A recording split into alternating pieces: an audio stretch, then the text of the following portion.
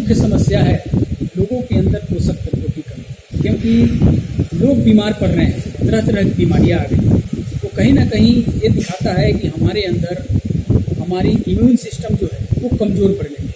और immune system कमज़ोर पड़ने का मुख्य कारण जो है कि हमारे अंदर पोषक तत्वों की कमी है। तो हम जो भोजन कर रहे हैं, पोषक तत्वों की कमी वहीं से है। हमारे भोजन में ही पोषक तत्वों की कमी है, तो फिर हमारे अंदर पोषक तत्व कैसे पूरा हो सकता है। हम बात कर रहे हैं जब हमारा देश आज़ाद हुआ था, तब हमारे पास खदान की कमी थी। तब उस समय जो मौजूदा सरकार थी, उन्होंने उस समय के वैज्ञानिकों को कहा कि हमारे देश में खदान की कमी है, इसकी पूर्ति के लिए आप कुछ करिए।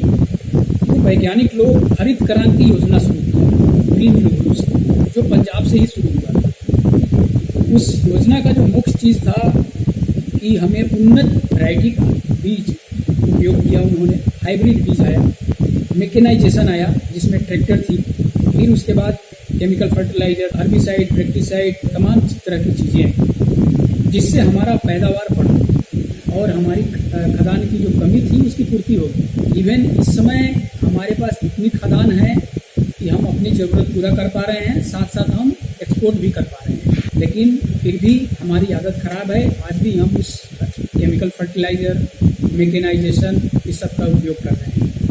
नतीजा ये हो रहा है कि हमारी खेत की जो मिट्टी है वो खराब है। हरित क्रांति जब योजना आई थी, उसके 30 साल बाद में वैज्ञानिक लोग कुछ रिसर्च भी किए कि हमने क्या पाया और क्या खोया। तो उस समय लोगों ने देखा कि हमने पाया तो ये है कि अब हमारे पास किसी चीज़ की कमी नहीं है, खेतों से अनाज बहुत सारे निकल रहे हैं, लेकिन हमने कुछ खोया भी है। और जो खोया है ये डेटा सीक्रेट रख लिया गया, ये बताया नहीं गया। आज हम देख रहे हैं कि हमारे खेत में जो जीवांश कार्बन पहले 1% हुआ करता था, आज वो घट करके 0.3% रह गया है। जो हमारे खेतों में पानी का वाटर लेवल था, वो पहले 40 फीट 100 फीट तक अच्छे फीट पानी आ जाते थे, वो आज 150 फीट से पार कर गया है। पहले हमारे खेतों में केचुआ, तितली, तरह तरह के पक्षी हुआ करते थे हमारे आसपास, वो आज विलुप्त हो गए और इंसान भी तरह तरह की बीमारियों से जूझ रहा है। तो हमने इस पर देखा कि फिर सरकार भी कह रही है कि अब हमें प्राकृतिक खेती की तरफ लौटना पड़ेगा, तभी जो ये कमियां हैं उस हमें सुधार हो पाएगा उसमें। और इसके लिए ये आखिरी वक्त है। अगर हम आज ये सुधार नहीं किए तो फिर शायद हम इस मिट्टी को कभी ठीक नहीं कर पाएंगे। आज हमारे पास मौका है। हमें इसमें जो जीवांश कार्बन है, मिट्टी के अंदर जो जीवाणुओं की अपनी दुनिया है, हमें उसको फिर से बढ़ाना पड़ेगा।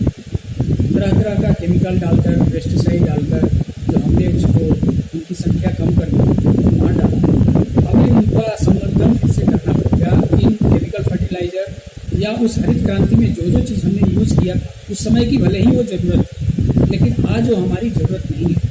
तो हमें अपने आदतों को सुधारना पड़ेगा। हमें जीवाणुओं का संवर्धन करने के लिए मिट्टी को समझना होगा। मिट्टी के 3 गुण होते हैं, जैवीय गुण, भौतिक गुण और रासायनिक गुण। जैवीय गुण क्या है? मिट्टी में जीवाणुओं की दुनिया जो या तो गर्मी के कारण या पेस्टिसाइड के कारण वो मर गई। हम किसान खेतों में ट्रैक्टर भर के खाद डाल देते हैं, लेकिन अगर हमारे खेतों में जीवाणु नहीं होंगे, वो जीवाणु जो हम कार्बन डाल रहे हैं, कार्बनिक पदार्थ डाल रहे हैं, या जो फसल का अवशेष है वो उस जीवाणुओं का भोजन है।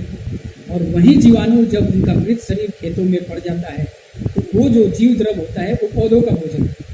तो हमें अपने खेतों में जीवाणुओं की संख्या तो बढ़ानी ही पड़ेगी। अगर हमारे खेतों में वो जीवाणु ही नहीं रहेंगे तो हम चाहे कितने भी गोबर का खाद डाल दें, कितने भी जैविक खाद डाल दें, कितने भी केमिकल फर्टिलाइजर डाल दें, वो हमारे पौधों को नहीं मिलेगी, क्योंकि वो उनका भोजन है। दूसरा जो इसका फिजिकल प्रॉपर्टी है, मिट्टी जो खराब हो गया, मिट्टी का अपना एक रंग होता है, मिट्टी भुरभुरा होता है, वो खराब हो गया, उसे हमें ठीक करना पड़ेगा। मिट्टी में जो पानी रोकने की क्षमता होती है आज नहीं है, मिट्टी हार्ड हो गया, हमारा वाटर लेवल आज घट गया, उसका कारण यही है।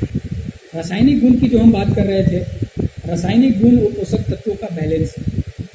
हम भोजन करते हैं, हमारे भोजन में अगर जो हम मसाला डालते हैं या सारे मसाला, धनिया 100 ग्राम हम डाल दें, धनिया 100 ग्राम, हल्दी 100 ग्राम, गरम मसाला सब एक सामान डाल दें, अधिक डाल दें, तो हमारे खाना में स्वाद नहीं आएगा। हमें अपने खाना का स्वाद अगर ठीक करना है तो उस सबका एक बैलेंस है। नमक की भी अपनी एक मात्रा है। उसी तरह से धरती में पोषक तत्वों का भी एक बैलेंस है।